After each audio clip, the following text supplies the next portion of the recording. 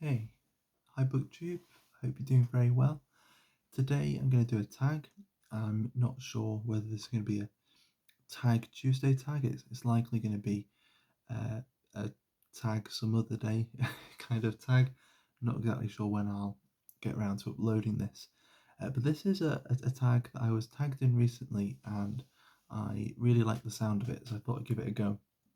It's the In Your Wildest Dreams tag, created by Heather from Heather Reads, and Heather very kindly tagged me in the original video, and then I was also tagged by Will Chambers as well when he did his version. So I'll have both versions of the tag down in the description. And so far, they're the only two versions that I've seen. But between now and me uploading, hopefully a few other people will do it as well. And it's just a great book, a great tag for people who are bookish to just imagine their I suppose ideal bookish life. And there are 5 prompts, but they're a lot of fun to think about. So the first one is your fantasy time and place to read a book, and I've got two for this. Um, the first would be um, probably springtime or early summer on a day when there's nothing to do. I can stay at home and if I have the discipline, get up at a good time in the morning and make a cup of coffee, and hopefully it's a rainy day and but not too cold.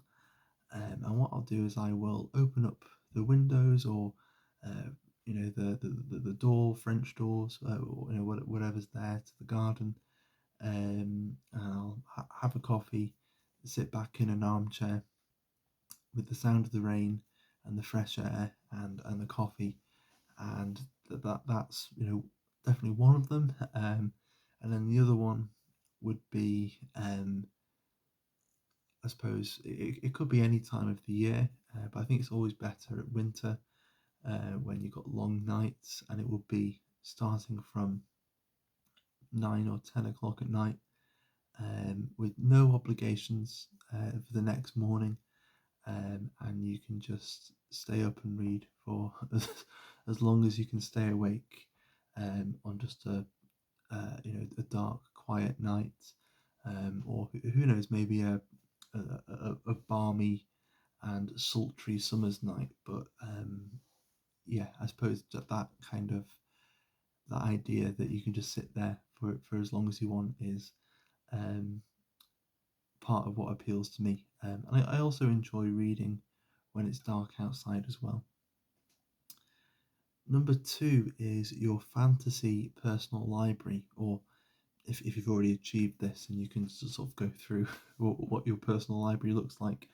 I think my fantasy personal library would be a basically a slightly bigger version of what I've got now. Um, so what you can see behind me, there are 2 bookcases, pretty much filled with books, and then there's a smaller bookcase next to it, um, just as tall but a little thinner, that's full of craft materials and stationery and bits and bobs that might be useful. And there's a little bit of room where potentially I could get another one of those thinner bookcases. So there's room for a few more books in here. But then there is some more wall space further back. But aside from reading, I also enjoy music. So I've got sort of guitars and music equipment sort of stuffed in, well, not really stuffed into the corner, but they have their own little zone at the other end of the room. And then the other walls aren't really suitable for bookcases. And so that's really as much as I can fit in this room, at least with the current configuration. And so, yeah, I think my ideal version would be a bigger version of this room, so I can fill as much wall space as possible with bookshelves. Um, and I like the idea of potentially having a room big enough where it can be zoned with sort of perpendicular bookshelves sticking out. So you can create little nooks, and maybe those bookshelves sticking out, they don't have to go all the way to the ceiling. They could be at half height, and you can have interesting bits and bobs on top of them.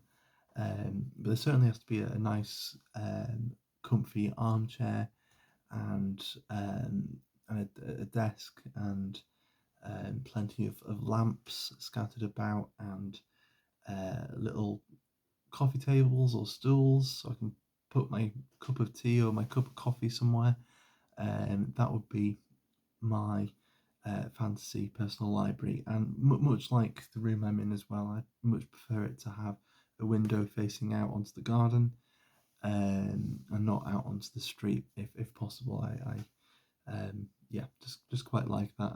I like being able to look out and see trees, or weeds, or whatever it is. But yeah, I quite like that as well.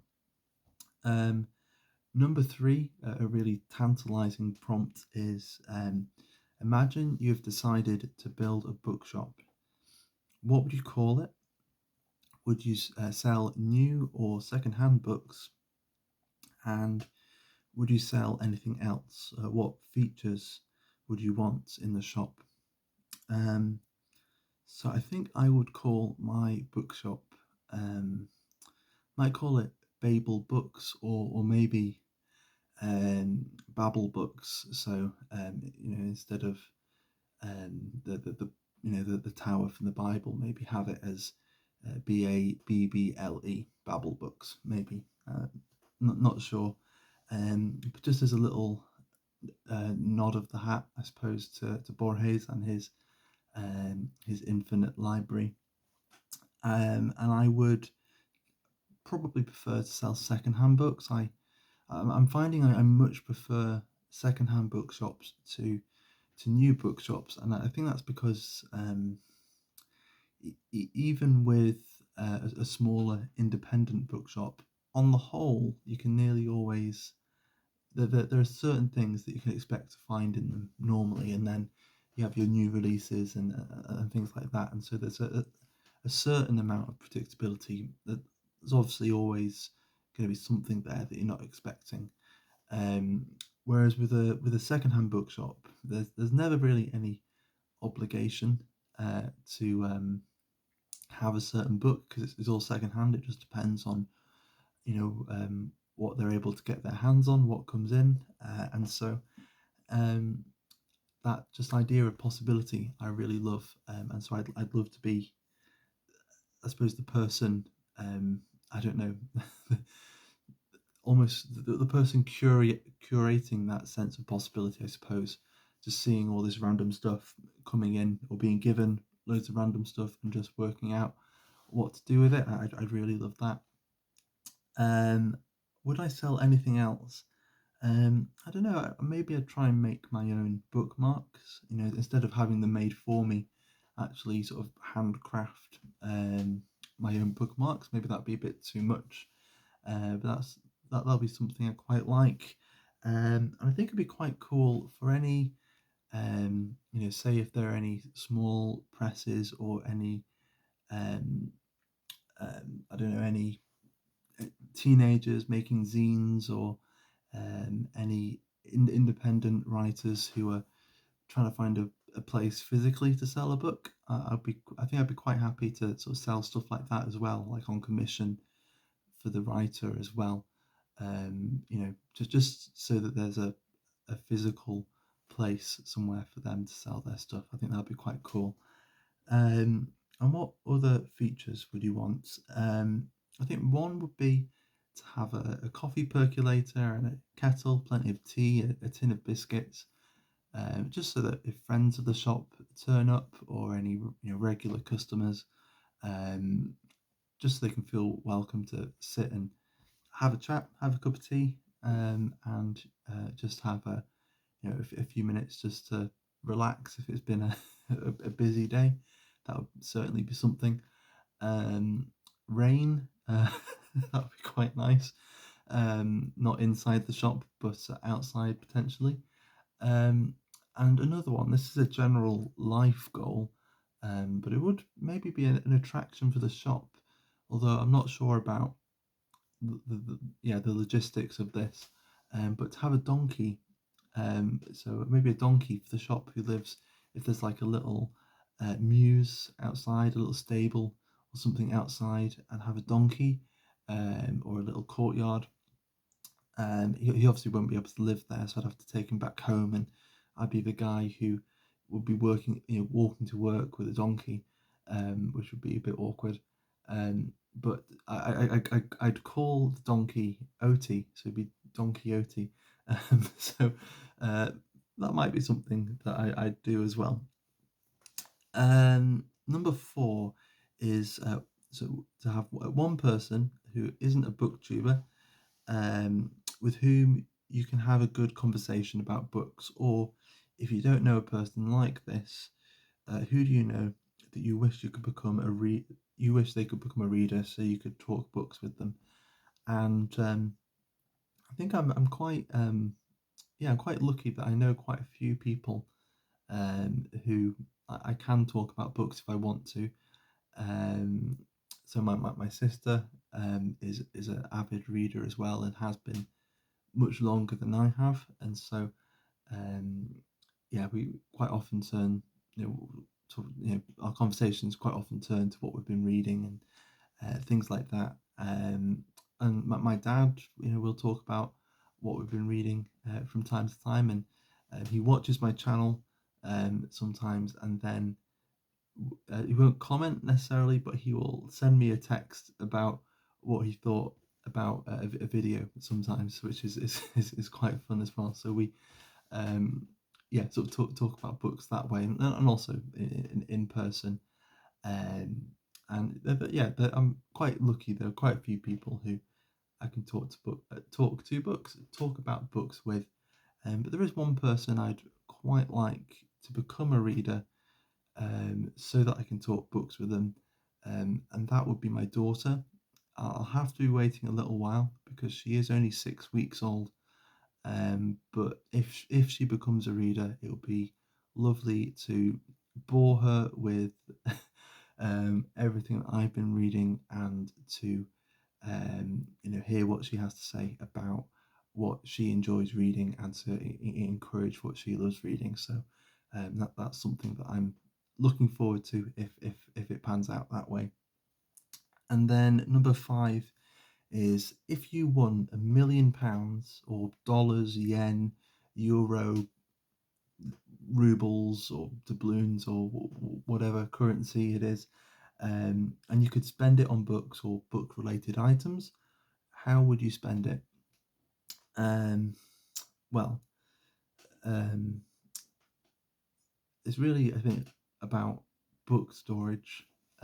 So I think as the personal library and things like that went, book storage is always on my mind. And so really houses are sort of bigger versions of bookshelves. I should have said actually in the personal library prompt that in this house, this isn't the only room with books in them. Books sort of spill out into the rest of the house, and so to have a bigger house so that you can fill the house with books, but also so that it doesn't feel claustrophobic and there aren't sort of too many books for the amount of space there is, and you sometimes need a little bit of space for one or two other things, and so so you're not feeling guilty about having all these books. It's a slightly bigger house, and then to have just one dedicated book room, so just an even bigger version of the personal library. So that'd be the kind of obvious choice. Another thing I thought of that wouldn't use up the £1 million, it would only make a small dent in it, probably. But it would be to go through my books and to work out which ones need replacing, which ones I prefer a different edition of, and things like that.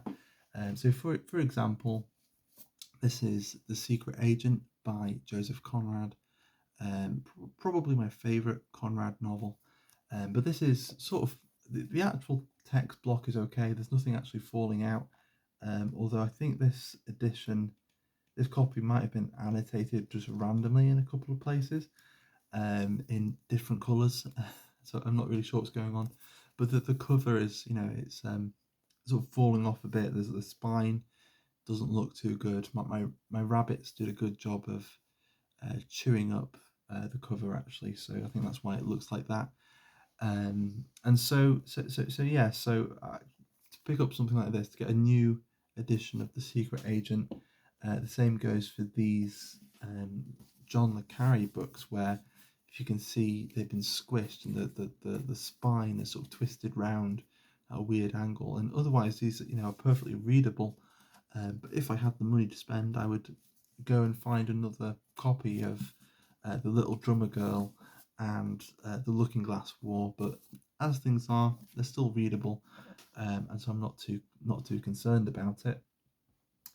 And I'd go looking for sort of better editions, I suppose. So I'm not a massive fan of these little Arrow mass market paperbacks. So I've got a couple of Hemingways, got the Snows of Kilimanjaro and To Have and Have Not. I think I've got The Sun Also Rises in this edition as well. Whereas I think my favourite sort of edition for Hemingway, at least, are these. I think they're Scribner. Yeah, they're the sort of these Scribner paperbacks, and I've got a couple of these as well. So I've got A Farewell to Arms here, but I've also got A Movable Feast and The Old Man in the Sea, I think, in this sort of edition, in this kind of format. And it just feels nicer. I think it looks cooler as well. And so I'm much more a fan of these. And so I would seek these out and replace the Hemingways I have in these little Arrow editions. And I'm also becoming more and more of a fan of Everyman's Library as well. And I wouldn't go and buy everything I wanted as a Everyman's Library. I think that'd be quite boring. And I'd also be quite selective because they're not always, if it's a translated work like this is The Cossacks by Tolstoy. This is translated by Louise and Alma Maud. I don't have much of a problem with the Mauds. I quite like their translations. And so I'm quite happy to have this edition. But there are some books that have been translated where I do want to be a bit more picky with the translation, and so I wouldn't just go out and buy the Everyman's Library edition just for the sake of having it as an Everyman's Library. And so I think there are some ideas about what I might want to do if I had £1 million to spend on books or bookish items. Maybe I'd buy a couple more sort of spare pairs of glasses as well, since I suppose they're book related. Since I'll be if I'm spending more time reading, then I might want a few more pairs of glasses in a few useful spots. And that's the end of the tag. So I really enjoyed going along on this daydream. So yeah, thanks again, Heather, for creating the tag and for tagging me, and thanks Will as well. And I've got 3 people to tag. Quite a few people have been tagged so far, but as far as I can tell, these people haven't been tagged, but I might have just missed it. So I'll tag Pat from Book Chat with Pat, James from Quaint and Curious Volumes, and Courtney from Courtney Reads. So I will tag the 3 of you, but also, as always, if this sounds interesting and you'd like to give it a go, then feel free to consider yourself tagged and have a go at it. So that was the In Your Wildest Dreams tag.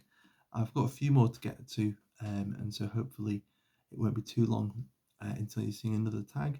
But for now, thanks very much for watching, and I'll see you soon. Bye bye.